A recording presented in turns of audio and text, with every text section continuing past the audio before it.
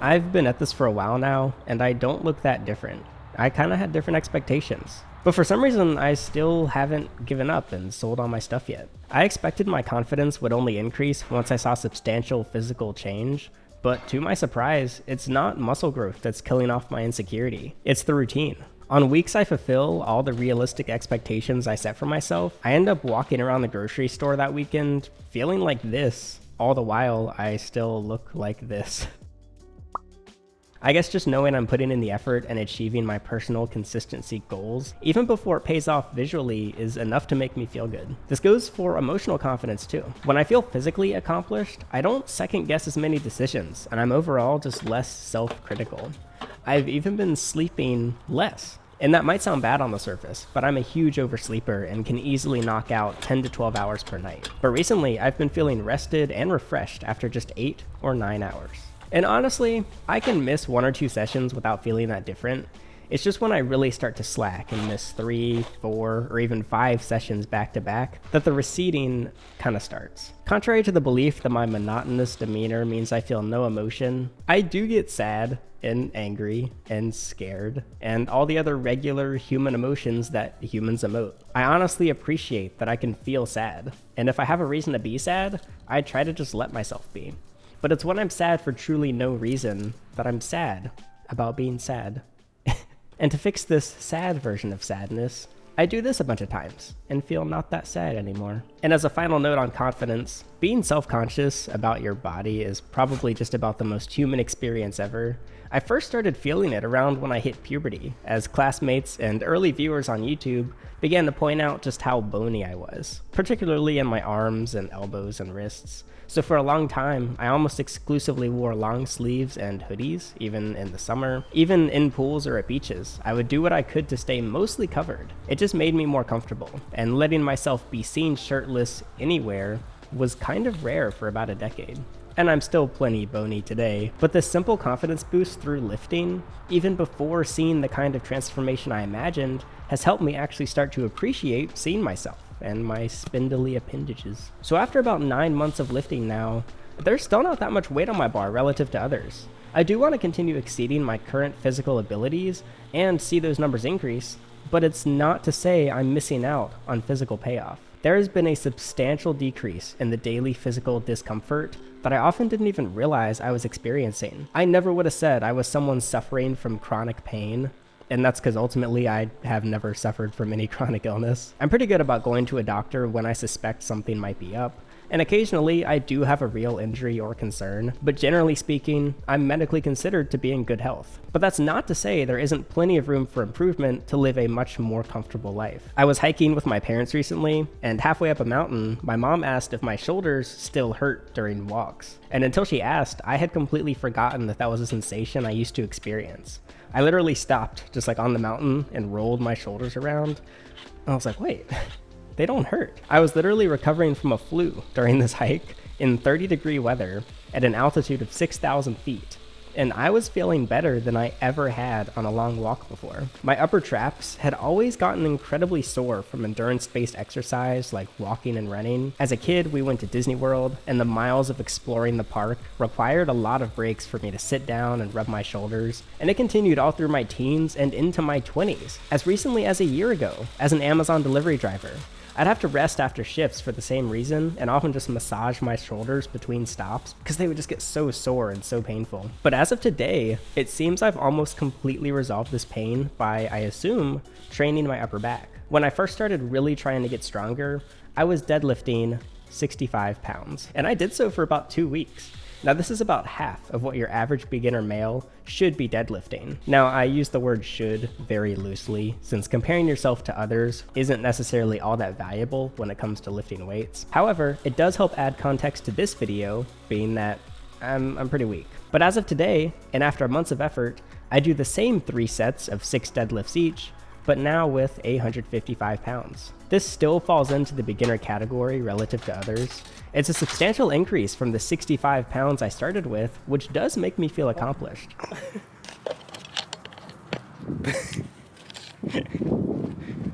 I think they're fighting over a snake. Oh no! She has a snake in her mouth.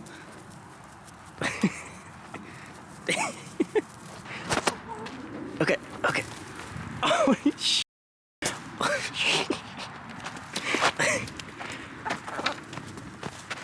okay. Okay, let me see if it's alive. No, it's dead. She won the snake.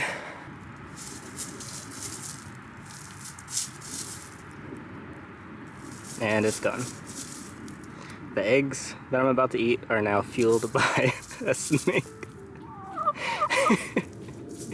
My chickens are truly herpetoculture experts. But what brings me even more joy from this exercise, along with other exercises that have helped stabilize me, like shoulder shrugs and overhead presses, is my upper back has now been strengthened enough to eliminate one of the largest bottlenecks that had been inhibiting me from doing other things I wanted to do.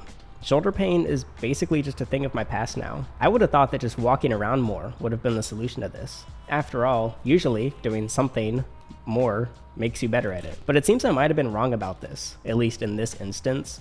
And in hindsight, I guess it does make logical sense. Walking never made walking less painful for me. Instead, it was dedicating a specific hour of my week, every week, just to strengthen my traps was the solution that worked for me personally. And it's just crazy to me that progressively overloading one muscle group with just a few basic tools led to actual, real-world quality of life improvement. Like, imagine how much money I would have dished out for a pill to just fix this problem. And yeah, there's like painkillers and stuff, but nothing I ever tried was strong enough to cover it up. And maybe I could have found something stronger if I seeked out a prescription or suspicious new friend. Or I could just not do either of those things and instead find something to grab onto and shrug my shoulders a bunch of times for free. And drug-free too, woohoo! And what's even crazier is this is just a single example I've already experienced within my first year. The second most noticeable improvement is within my joints. My physical hobbies have often led to pain around all my just like bendy bits. I love my one wheel, but balancing on the board was killing my ankles. For a couple years, I had to stretch and rest about every 15 to 20 minutes or so. But a few months into lifting, I took the board to one of my regular trails, and I was able to ride for nearly an hour with only mild discomfort. I felt much more stable on my feet, and I think my balance had improved as well. I used to fall off my one wheel about once per ride, but I haven't actually taken a tumble all year so far. Now, I'm sure that's also simply due to getting better at one-wheeling, but there has been a substantial jump in skill in the past few months compared to the first couple years of one-wheeling. And to avoid stiffness, I do still take breaks and stretch and keep my blood flowing, but I don't know. I feel like this is a pretty good endorsement for strength training. Even while actually lifting, I had unexpected pain. A trainer was teaching me the overhead press at the gym, and while my muscles were hanging on for dear life, my wrists were already just totally dead. It was less like soreness and more like someone had beaten them with a mallet. I told my trainer what was up and asked for advice, and he double-checked my form and even looked at my wrists just to make sure I wasn't causing actual injury. But ultimately, he just said, yeah, your wrists are just really weak. It'll go away as you get stronger. I figured out why the wasps are upset. Oh no. I'm getting all the leaves off, and... oh, where'd it go? Oh, here it is. There's their nest. Whoops. So I was like, oh, okay. I was kind of annoyed that I just had to live with it, but the weeks after proved him right. It was a cycle of experiencing noticeable, but not extreme pain, stopping before it gets too bad, letting that part of my body recover for a few days, and repeating. I can go on with examples, but to put it simply, I started exercising, and then I Pikachu face when I discover exercise made me stronger. I mean, what did I think the weights were even made for? But I just kept surprising myself, from carrying all my groceries inside in one go to rearranging my furniture. I was just like, okay, someone 100% turned down the gravity since I last moved this couch. This is way too easy. However, I don't think strength has been the exclusive factor to all this. Weightlifting has also taught me better ways to move weight around that are safer on my body and just more efficient.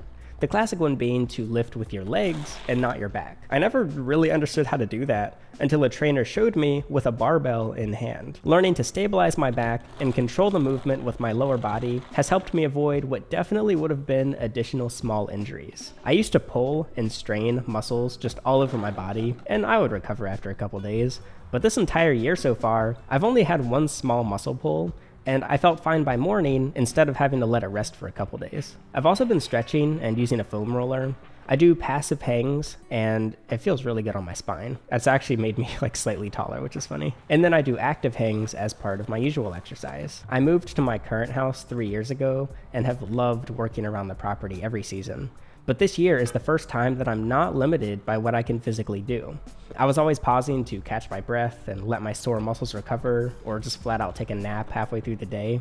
But so far this spring, the only thing that stops me is my inability to see from the sun setting. Fitness content on YouTube often talks about visible versus usable muscle. Now, the idea of having both is pretty great, and my understanding is that there are ways to specifically target one or the other to match your personal goals.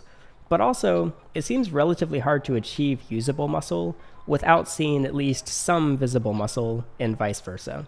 And it's so cool to see the huge variety of focal points on YouTube. If I had to model myself after just one creator, I would go with hybrid calisthenics. I've watched 50 different fitness channels this past year, but I'm like a moth to a lamp anytime Hampton uploads. He's incredibly strong, and you can tell just from looking at him, but he does not risk his health in the process. While one side of fitness YouTube is arguing over steroid usage, Hampton doesn't even take supplements. And it's clear he does it for himself and not to perform or compete or to show off. I mean, the only instances I could even find of him being shirtless were when his viewers voted on what Halloween costume he should wear. Could y'all not have chosen a character that wore more clothing? And when he made us a tutorial on how to shower. This tree was such a like eye-catching part of the property when I bought this house, and now it's my like calisthenics tree. It's got a really good branch that's like the perfect height. My motivation to continue exploring the fitness world in the micro are those rushes of endorphins I get in the moment, as well as the feeling of fulfillment after the fact. It's an excuse to stay up an extra hour and watch these kinds of videos, and it gives me something to make content on and share with you in real time. My motivation in the macro is to see what I'm physically capable of. I'll also get to use my body with more ease and control, and I'll get better at the hobbies I enjoy doing. I hear people struggling with their weight and their health in general often say they feel trapped inside their body, but I am my body. I want to continue improving my quality of life and in a way that's maintainable as I age. I'm genetically extremely lucky to be in the health that I am, but this fact is guaranteed to be temporary. Eventually, my muscles will atrophy, my bones are going to shrink, and my hormones are going to change. But I'd like to see how long I can preserve whatever strength and abilities I can build. Plus, it'll be kind of a fun bonus if I happen to develop a physique in the process where I'm like, oh, that's cool, I did that. And to address the video title, why haven't I actually seen gains yet?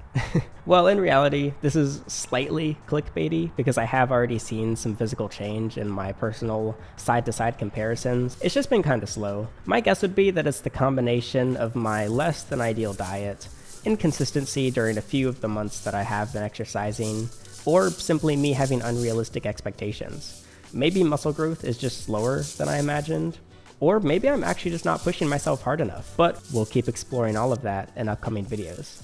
I mean, I'm kind of just winging all this, and to be clear, this series is intended to document my process and not tell you what to do or how to do any of it, because I don't know what I'm doing. We also talk about exercise and fitness almost every day on the Discord server if you'd like to join. I've also linked all the equipment I've been using with Amazon affiliate links in the description. And let me know if there's any particular topic or even just exercise you want to see me try or explore. It could be a hobby too, kind of whatever. It's been really fun to make these first couple fitness videos. They're totally out of my comfort zone, and it feels super fresh to experiment with new stuff. So I'm enjoying it, I'll continue doing it, and thanks for watching.